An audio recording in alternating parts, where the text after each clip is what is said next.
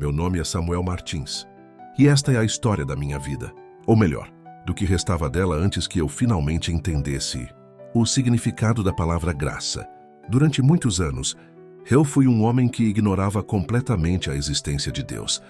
Para mim, ele era um conceito vago, algo que só os fracos, ou aqueles que tinham medo da morte buscavam.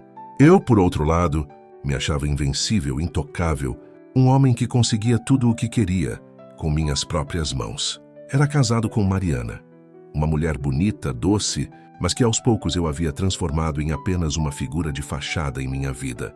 Tínhamos 2 filhos, Davi e Lucas, meninos que mal sabiam quem eu era. Eu os via como uma responsabilidade que deveria ser mantida, um peso necessário que a sociedade me impunha. Ser marido e pai era apenas uma máscara, que eu usava em público para manter minha reputação limpa, porque fora de casa, eu era tudo o que a luxúria podia oferecer. Minha vida era um redemoinho de prazeres mundanos. Eu era bem-sucedido profissionalmente. Aos 40 anos, eu era dono de uma grande empresa de importação e exportação. Viajava ao mundo, ganhava dinheiro como nunca, e com o dinheiro vinham as noitadas, os hotéis 5 estrelas, o uísque mais caro e, claro, as mulheres. Muitas mulheres. Para mim, a fidelidade era uma palavra inexistente. Eu traía Mariana sem o menor remorso. Se ela sabia, talvez, mas também não se importava mais. Nossos corações haviam se tornado 2 desconhecidos que conviviam sob o mesmo teto. Os primeiros chamados ignorados. É difícil explicar como Deus nos chama. Às vezes, é através de uma voz mansa e suave. Outras vezes, através de gritos que ecoam nos acontecimentos da vida. Eu tive o privilégio, ou o azar, como pensava na época, de ouvir esses chamados várias vezes. Lembro-me de uma ocasião específica, quando Davi, meu filho mais velho, tinha apenas 8 anos. Ele entrou no meu escritório enquanto eu revisava documentos e me disse com os olhos brilhando: "Pai, a professora disse que Deus está sempre olhando para a gente. É verdade?" Eu nem olhei para ele. Minha resposta foi seca: "Isso é bobagem, Davi. Não acredite nessas histórias." Ele ficou em silêncio por alguns segundos e sussurrou antes de sair: "Mas, pai, e se for verdade?" Eu ri. Se for verdade, pensei. Que ingenuidade a de uma criança. Mas aquele momento, mesmo que pequeno, ficou guardado em minha memória como uma pedra no sapato. Era como se algo dentro de mim tivesse tentado se mexer, mas eu o sufoquei. Anos depois, outro chamado, dessa vez, durante uma viagem de negócios ao interior. Eu estava dirigindo por uma estrada deserta, ouvindo música alta, satisfeito com o sucesso da reunião que acabara de concluir. Foi quando uma tempestade se formou do nada. A chuva era tão forte que eu mal podia enxergar a estrada. Eu reduzi a velocidade, mas então, um caminhão que vinha no sentido contrário perdeu o controle.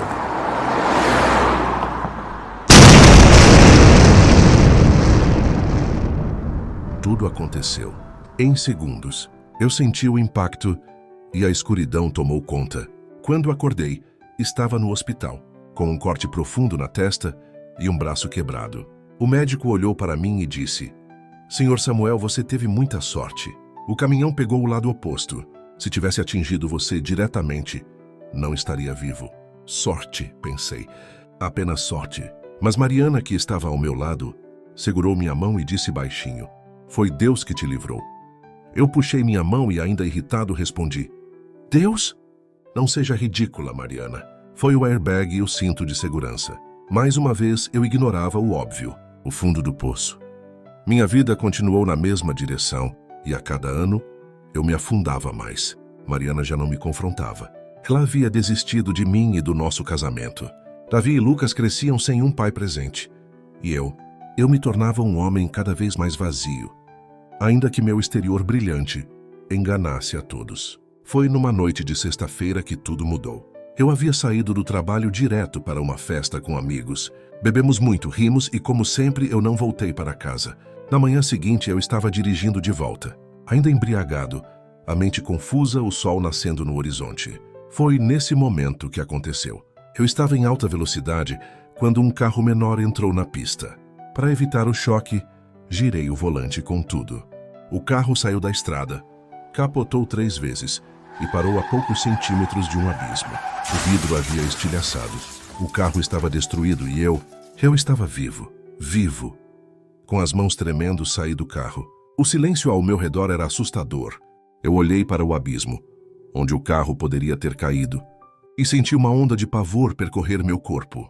Pela primeira vez em anos eu chorei. Caí de joelhos no chão molhado e chorei como uma criança, porque ali naquele momento eu sabia, eu não estava sozinho. Algo ou alguém havia me livrado. Deus. Eu não sabia orar, não sabia o que dizer, mas consegui murmurar entre soluços. Por que, Deus? Por que me salvou? Eu não mereço a transformação. Quando cheguei em casa naquela manhã, Mariana ficou em choque ao me ver. Eu estava descalço, sujo, com os olhos inchados. Ela correu até mim e perguntou o que tinha acontecido. Eu a abracei pela primeira vez em muitos anos e disse: Deus me salvou. Mariana, eu preciso mudar. Ela não acreditou de imediato. Nem ela, nem meus filhos, nem ninguém. Eu era o homem que nunca havia mencionado Deus em sua vida. Mas algo em mim havia mudado naquela madrugada. A transformação não foi fácil. Tive que encarar meus pecados, pedir perdão às pessoas que magoei, inclusive Mariana e meus filhos. Comecei a frequentar uma igreja pequena perto de casa, onde fui recebido de braços abertos. Lá eu aprendi a orar. Conheci histórias de homens que, como eu, foram quebrados para serem restaurados. E, acima de tudo, entendi que Deus nunca desistiu de mim, mesmo quando eu o rejeitei tantas vezes. Depois daquele acidente na estrada, onde fui salvo a poucos centímetros de um abismo, a vida parecia se mover em câmera lenta. Cada som, cada imagem daquele momento voltava à minha mente como um pesadelo recorrente. Eu via o carro destruído, ouvia o som dos vidros estilhaçando e sentia a proximidade do vazio, do fim. Por dias fiquei calado, afastado de tudo. Mariana e os meninos não entendiam o que estava acontecendo. O que está acontecendo com você, Samuel? Mariana perguntou uma semana depois. Eu não tinha resposta. Como explicar algo que eu mesmo não compreendia?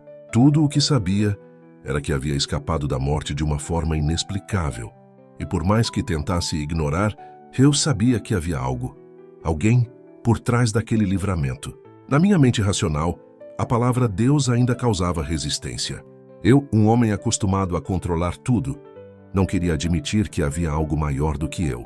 Afinal, durante toda a vida, eu mesmo fui o Deus do meu mundo, tomando decisões, ignorando consequências e buscando apenas meu prazer. Mas algo dentro de mim estava quebrado, e quanto mais eu tentava resistir, mais os sinais vinham. Os sinais se intensificam.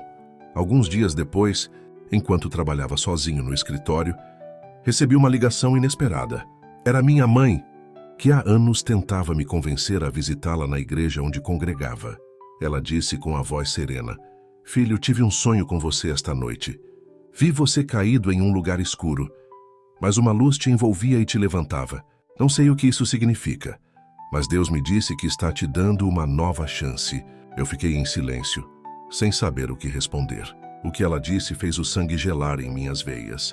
Era como se alguém estivesse me vigiando, conhecendo cada detalhe dos meus pensamentos e medos. Desliguei o telefone sem dar explicações. Minha mãe sempre foi uma mulher de fé, mas eu a julgava como uma tola que se apoiava em ilusões religiosas. Agora, no entanto, eu estava perdido. Será que tudo isso era coincidência? Será que havia, de fato, uma nova chance sendo oferecida para mim? Os dias se arrastavam. As festas, as bebedeiras e as traições perderam o sentido. Mesmo assim, eu tentava preencher o vazio da mesma forma de sempre. Mas nada funcionava. Eu estava à deriva, perdido em mim mesmo. Foi então que, certo dia, voltando para casa mais cedo do trabalho, encontrei Mariana no sofá, chorando baixinho. Era um choro contido, como se não quisesse que ninguém soubesse de sua dor. O que foi? Perguntei quase sem interesse por costume. Ela ergueu os olhos inchados e disse algo que me abalou. Você nem sabe quem somos mais, Samuel. Eu e os meninos. Você nos abandonou há anos, mas por alguma razão, Deus me pede para orar por você. Deus, de novo. Sempre Ele. Eu bufei e saí batendo a porta. Mas enquanto caminhava pelas ruas escuras do bairro, aquelas palavras ecoavam. Você nos abandonou. Ela estava certa. E o pior é que, pela primeira vez, aquilo me doeu. A noite da transformação. Era uma noite comum, mas algo estava diferente. Uma inquietação tomou conta de mim. Eu tentei beber, tentei ligar para velhos amigos, tentei qualquer coisa que me distraísse, mas nada funcionou. Por volta da meia-noite, sentei-me sozinho na sala de casa. O silêncio era opressor. As lembranças do acidente voltaram com força. O abismo, o carro destruído e o sentimento de que alguém havia me livrado da morte. Foi naquele momento que olhei para a estante e vi uma Bíblia empoeirada. Era um presente antigo de minha mãe. Eu ri nervoso, como se aquele livro estivesse zombando de mim. Tudo bem, Deus. Se o Senhor existe mesmo, então me mostra, gritei, sem esperar resposta. Com as mãos trêmulas, abri a Bíblia ao acaso. Meu coração quase parou quando meus olhos caíram em um versículo. Clama a mim, e responder-te-ei, e anunciar-te-ei coisas grandes e firmes que não sabes. Jeremias 33:3. As lágrimas vieram sem controle. Eu, Samuel Martins, um homem arrogante, que nunca havia chorado diante de ninguém, estava ali sozinho, completamente quebrado. Senti uma presença naquela sala. Não era algo físico, mas era real. Pela primeira vez, senti o peso do meu pecado, da vida que eu havia levado, das pessoas que eu havia ferido. Ali caí de joelhos e entre soluços murmurei: Deus, se o Senhor está aqui, me perdoe por tudo. Eu não sei como mudar, mas eu preciso de ajuda. Uma paz inexplicável tomou conta de mim. Eu não sabia o que havia acontecido, mas uma coisa era certa. Eu não era mais o mesmo homem. O recomeço. No dia seguinte tomei uma decisão. Precisava consertar as coisas. A primeira pessoa a quem procurei foi Mariana. Quando a encontrei na cozinha, ela se surpreendeu ao me ver tão cedo em casa. Eu preciso conversar, disse com a voz embargada. Ela me olhou desconfiada, mas se sentou. Pela primeira vez pedi perdão a ela, olhando em seus olhos. Contei tudo. Minhas traições, minha arrogância, meu vazio. Não poupei detalhes. Mariana chorou muito. Por um momento, pensei que ela fosse me abandonar ali mesmo, mas ao invés disso, ela fez algo que me surpreendeu. Ela segurou minha mão e disse: Samuel, eu oro por isso há anos. Deus finalmente tocou o seu coração. Meus filhos demoraram mais a acreditar na mudança. Davi, que já era adolescente, me disse: Como posso confiar em você agora, pai? Doeu ouvir isso, mas eu sabia que tinha perdido a confiança deles. E então me dediquei a reconquistá-los. Comecei a passar tempo com eles, a ouvi-los, a ajudá-los nos estudos. O tempo que antes gastava com prazeres vazios, agora era preenchido com amor e arrependimento genuíno. Passei a frequentar a igreja com Mariana. E aos poucos, fui aprendendo sobre o Deus que havia me salvado. Entendi que Ele não me livrou do acidente porque eu era bom ou porque merecia, mas porque Ele tinha um propósito para mim. A vida que eu havia destruído, Ele começou a reconstruir tijolo por tijolo. O testemunho final hoje: sou um homem transformado. Minha empresa ainda existe, mas o dinheiro não é mais meu Deus. Minha prioridade é minha família e minha fé.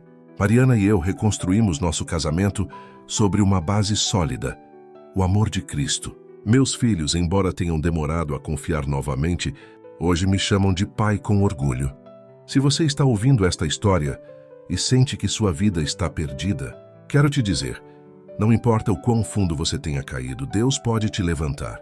Eu era arrogante, promíscuo, vazio e mesmo assim, Ele me deu uma segunda chance. Deus não desiste de você. Talvez você esteja recebendo sinais, assim como eu recebi, mas está ignorando. Não espere chegar ao fundo do poço. Não espere por um acidente ou uma tragédia para reconhecer que Deus está te chamando. Hoje sou prova viva de que a graça divina é real. Não porque mereço, mas porque Deus é bom. Porque pela graça sois salvos por meio da fé. E isso não vem de vós, é dom de Deus. E esse foi o nosso vídeo de hoje. Quero aproveitar para agradecer de coração a todos vocês que acompanharam este vídeo e estão sempre aqui no canal. É graças a cada inscrição, cada curtida, cada comentário e compartilhamento que conseguimos alcançar mais pessoas com essas mensagens que podem transformar vidas. Se você ainda não é inscrito, aproveite agora para se inscrever no canal. Não esqueça de deixar o seu like, ativar o sininho para receber as notificações de novos vídeos e compartilhar com seus amigos e familiares. Tudo isso é muito importante para que essa mensagem chegue a mais pessoas e para que possamos continuar trazendo conteúdos especiais para você. Juntos, podemos fazer a diferença. Muito obrigado por todo o apoio e até o próximo vídeo. Tchau!